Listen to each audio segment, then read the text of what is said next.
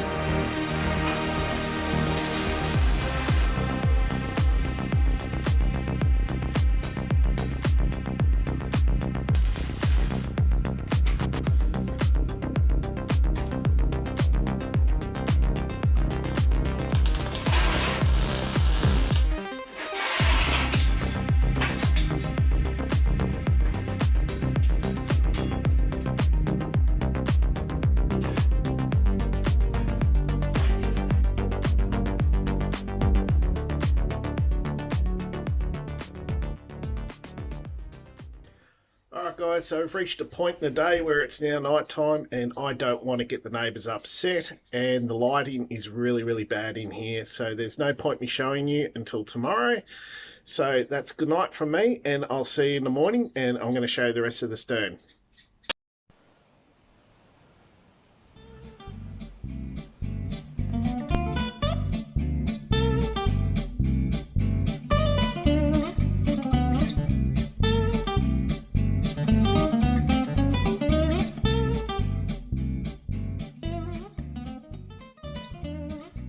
Good morning everyone, and it's another day and my workshop is like a bomb has hit it, and all I can say is it's my own doing, because I had the bright idea of building a tribute Titanic in my garage that I now realise is fundamentally too small for what I'm trying to achieve. So I'm going to show you what exactly is my predicament. There it is. I have the framework of the stern and I have the bow, and prototypically I have the bow section and the stern section, and they're separated. Ideally that's not how we're going to build it. If I join the two halves together, I do not have the capacity in order to get it out of the garage.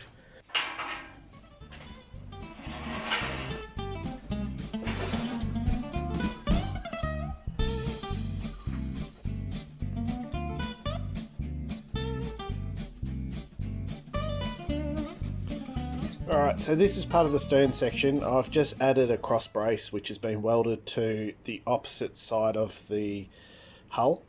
I really need to read up on these terms, because a lot of people are going to probably pick the absolute shit out of me over this. But yeah, I'm not a real boat guy. I'm just a guy who likes doing things. So yeah, correct me if I'm wrong. But we got a stern. I'm putting a cross brace here for the top side of the hull. I'm really pleased. Everything is lovely and square. I created the radius by putting a series of slots. Unfortunately I lost that footage, but you can see the fact that there are slots there, that it did happen. I'll come in later on with the MIG welder and seal all this up. It's really probably rudimentarily, it's a long way to do things, but I needed to try and form the curve exactly to the shape of my model, which there is sort of what we're after. When we stand back and appreciate the curve, we're getting what we need. You can see the length of it. It literally goes my entire garage, and that's the problem.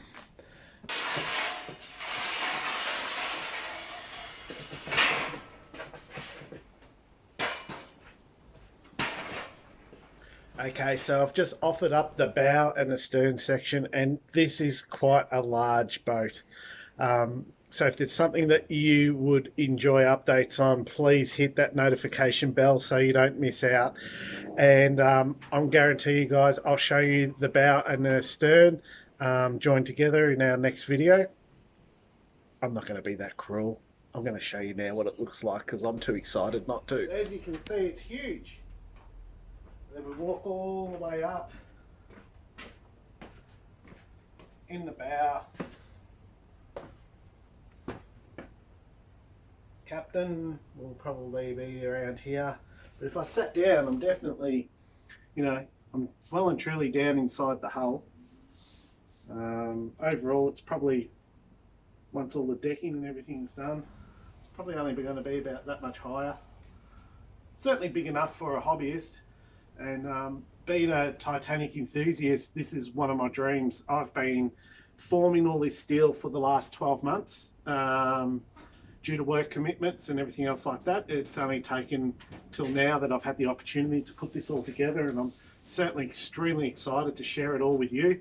And if you guys are really interested in seeing more updates, then don't forget to, as I said previously, turn your notification bell on. And I really look forward to all your inputs. So I know this video has to end at some point, but I just couldn't help myself. I need to show you a little bit more. So I just added a few more pieces of steel to the hull, just temporarily, because, you know, at the moment if I join everything I won't be able to move it around. But I have to show you this, guys. So I'm really excited. So everyone's probably thinking, why are you so excited? Fortunately, this camera lens is making things look a lot smaller than what it is now. I understand that there's, as I said it before, there's bigger boats that have been built, but this is my first Titanic build of this sort of stature, and I'm really pleased that it's come along as well as what it is. Hopefully you guys can appreciate the amount of work that's been put into this. Even if you don't, it doesn't really matter because I'm doing this for me as an enthusiast. I've always wanted to do this, and as I said, when I read a few comments saying how cool it would be to actually have a ride in Titanic, I thought, yeah, why not? Let's do it. So I'm not a novice when it comes to Titanic things, so but I'm certainly telling you this, I'm really pleased. When you turn around and put the camera lens down, you can sort of get an idea of our length. I'm being vague with the length, and I'm being very vague with the actual dimensions. I'm going to give them all to you next video when I've got a bit more of the hull together, and you know, keep you all of you guys enthused into it. By all means, look forward to your comments, and till next time, this is me at Everything Anthony saying goodbye.